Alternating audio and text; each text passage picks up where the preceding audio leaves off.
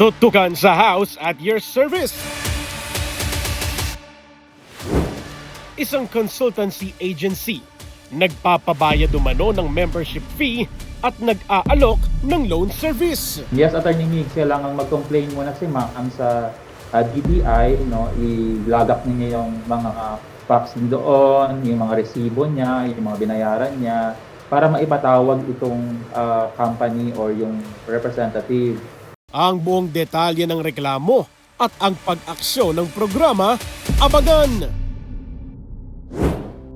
Samantala, sa ating kwento ng pag-asa, katatagan at pagtsatsaga para sa kinabukasan ng kanyang mga kapatid at ng kanyang nag-iisang anak na may sakit.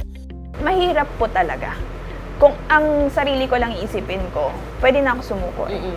Pero kasi hindi lang naman din kasi ako nanay. Ate din ako, anak din ako ng mga magulang ko. Ang buong kwento, abangan! Lahat ng yan, abangan sa House at Your Service. Ngayong Sabado, mula 1:00 hanggang 2:00 ng hapon. Dito lang sa Congress TV, IBC 13 at sa aming digital platforms.